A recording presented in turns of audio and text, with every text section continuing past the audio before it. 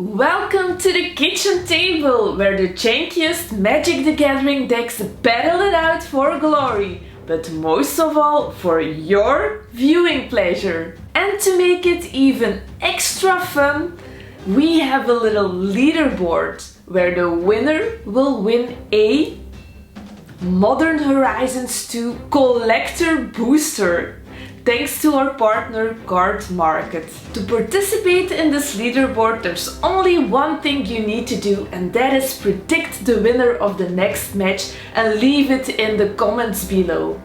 We will announce the next match at the very end of this video, so stay with us until the end. But now sit back and relax, and let's ask Bram which two decks will enter the arena this time. We have an iconic match between LIFEGAIN and Burn. Now before we start, let's look at the decks. The LIFEGAIN deck has a lot of spells that obviously gain us life, from instants to artifacts and even great creatures like the Kitchen Finks. It also plays Cosmos Elixir and tries to win with Chalice of Life, turning it into Chalice of Death. Faladar's Sovereign is the alternate win condition in the deck. Mono Red Burn is a classic in Magic the Gathering and of course plays a lot of instants and sorceries that do direct damage to a player, like Lightning Bolt, Exquisite Firecraft and Pulse of the Forge. The deck also plays a lot of creatures that synergize well with all those instants and sorceries. One of them is Chandra, Fire of Kaladesh, one of the two planeswalkers in the deck.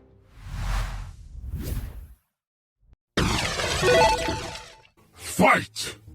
LIFEGAIN versus Burn. Let's look at Firebrand Archer. In the hand of the Burn player there's a Thermo Alchemist and also some direct damage, Firebolt, and I also see a Shock in the hand of the Burn player.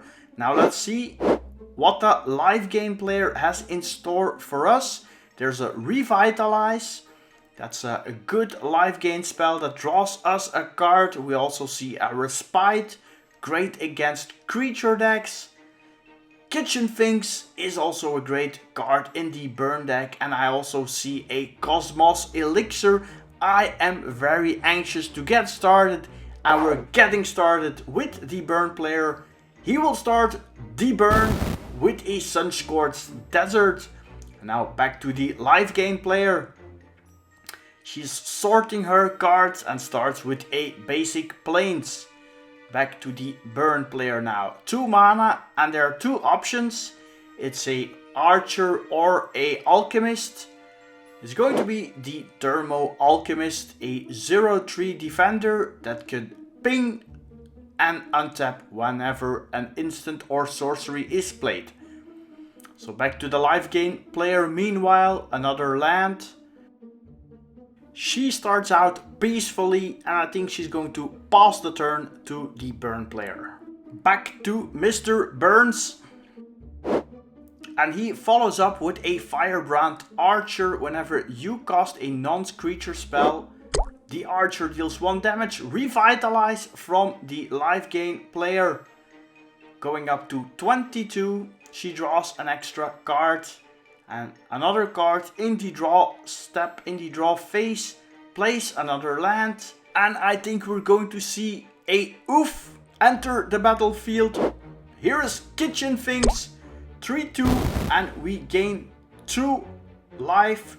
Of course, the Alchemist took 1 life back. And the 4th land is the play for the Burn player.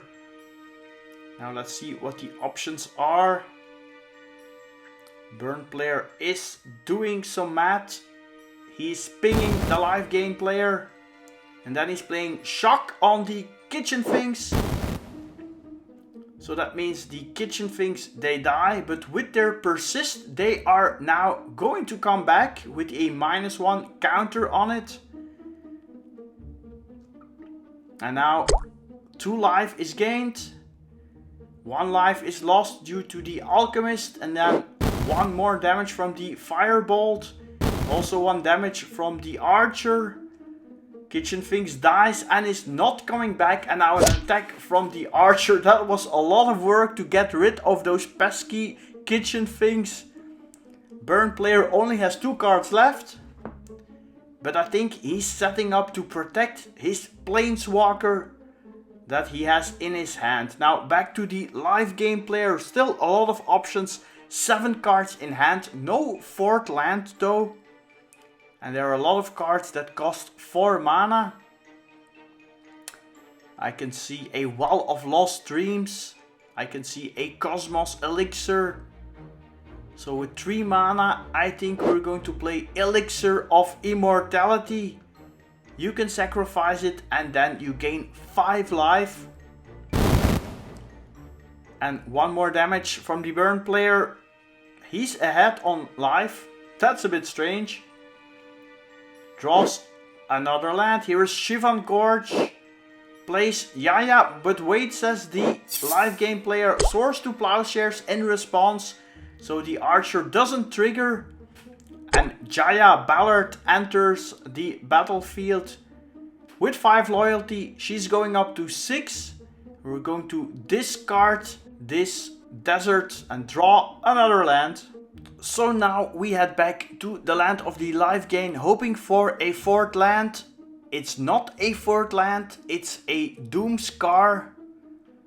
That's a card that can be played because of its foretell mechanic. You play it face down for 2 mana and then afterwards you can play it for 3. Another damage by the alchemist, and back to the live game player. He draws a gutter snipe. And it's Jaya Ballard that does the work, discarding and drawing another burn spell, a Pulse of the Forge. Usually that's pretty good, but this time the burn player is ahead on life due to the Source to Plowshares. And let's see what's going to happen. Burn player checking the graveyard. No, passes the turn back, and there's the 4th land. That's exactly what the live game player needed. And now there are a lot of options. Well of Lost Dreams, Cosmos Elixir. I'm curious, it's going to be the Cosmos Elixir. And at the beginning of the end step, the live game player will gain 2 life. 1 life is lost from the alchemist. He's doing his work. Jaya Ballard ticks up to 8. And that means next turn it can be ultimated. And we get an emblem. Balaget Recovery is the draw from the live game player. She will turn the card upside down. She's now looking at the graveyard. I think she's going to play the Balaget Sanctuary. So that's an extra land. And then 3 more mana is open. We are going to pay 4 mana for Angelic Accord. At the beginning of the end step, if you gain 4 or more life, create an angel. And this was some burn from the alchemist. Back to Mr. Burns. Excellent. He draws a 6th land. And now are we going to see an ultimate from Jaya Ballard? No. Going to discard the land, draw another card. It's another burn spell. Let's see if the burn player is playing anything. No, he just passes the turn. Knows about the Doomscar. Live game player plays another Blossoming Sand. Up to 20 life. We see some rearranging of the lands from the burn player. Live game player is now contemplating all the options. Doomscar gets rid of the alchemist. He was doing too much damage. Still did 1 more extra damage, but now Elixir of Immortality is sacrificed. That's 5 more life. That means an angel is coming as well. A card is also drawn from the Cosmos Elixir. Here is the angel. And that means we now head back to Mr. Burns. who's going to burst lightning the angel in the end step. Untap and draw a card. That's a thunderous rod. It's a miracle. 5 damage for just 1 mana. And now Jaya Ballard is going to ultimate, meaning we have an emblem that has us cast instants and sorceries from the graveyard. And here is a Gutter Snipe. That's an angry goblin. Back to the live game player. She plays a Blossoming Sands. Gains another life. And let's see what the options are. Here is Sun Droplet. And for 4 mana, there's a Well of Lost Dreams. And that's going to be a lot of card draw. Now we're going to the end step. That means 2 life from the Cosmos Elixir. So no Angel, no extra cards. Back to Mr. Burns. He draws another Banefire, another burn spell, an attack from the Gutter Snipe, 2 damage, but also 2 counters on the Sun Droplet. So that won't really do a lot, because those 2 life will be gained back. Jaya Ballard is sticking up, discarding 2 cards, drawing 2 cards, filling up that graveyard, which is great for the emblem, which is in play, of course. And still no threatening angel in the sky for the Planeswalker. So the burn player passes the turn. Now the Sun Droplet gains the live game player a life.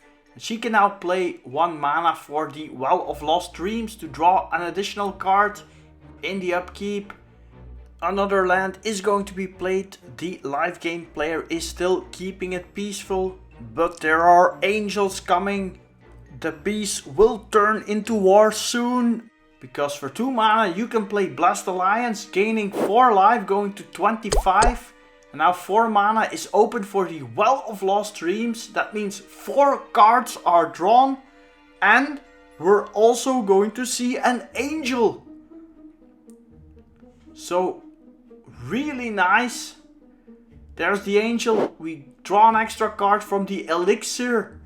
Now back to Mr. Burns, contemplating to play a Pulse of the Forge. It's not really great, because then he will lose the card, because then he will be back ahead on 22.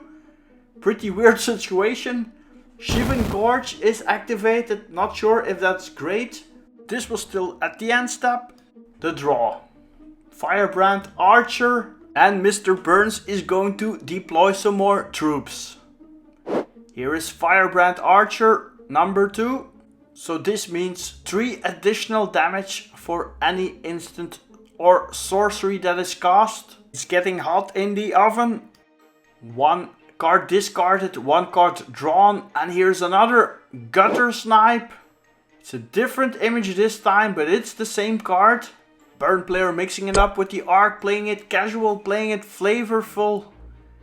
And now back to the live game player with now a lot of mana and a lot of cards. Now let's see. She is on 25 and there's going to be a spell bomb added to the collection of artifacts of the live game player. Let's see what else. Here is for 2 mana a Skyclave Cleric, gaining 2 additional life. Can we draw some extra cards? Not like we need it. Here's another 2 life from Radiant Fountain. So that's 4 already. So that means an extra angel is coming. Of course, that's coming at the end step. Maybe we're a bit fast. We're also going to see a Cosmos Elixir number 2 being played. Live game player is going for the ultimate value. She also has a Fumigate in hand, but she's on 29, so what can go wrong? Now we draw 2 cards. At the end step, we can also attack. Yeah, let's just keep it casual. Let's allow this attack. Getting rid of Jaya Ballard. Now back to Mr. Burns. This looks bad, Mr. Burns. Let's see if you can get out of this. He's tapping some mana, but I don't think that will be the play. Now he's looking at his graveyard. Of course he has 2 angry goblins and an archer. What does the burn player do? The emblem is still out there. There are a lot of cheap burn spells. And we start with a shock on the LIFEGAIN player. That's 2 damage with 5 more from the gutter snipes and the archer. So that means LIFEGAIN player going to 22. Shock is exiled, and now for 1 more mana, here's a firebolt. Another 7 damage. Going to 15. And a lot of counters added to the sun droplet. And still mana open. Here's another 1 mana burn spell. Burst lightning. 7 more damage. 7 more counters on the droplet. The LIFEGAIN player is not really liking it. Here is a searing spear for 2 mana. KO. And even that last spell bump wouldn't help because there was even more burn coming and more mana open. So this was this week's match. Check out the community tab of this channel to find out where you are in the leaderboard, or learn how you can join the leaderboard by clicking on this link here. But most importantly, predict who will be the winner of the next match and leave it in the comments below. And Bram will tell us now which 2 decks will battle it out in the next epic match. Next time, epic bouncing otters versus Junked Urzatron. And to help you predict, you can find the links to the decks right here. Bye!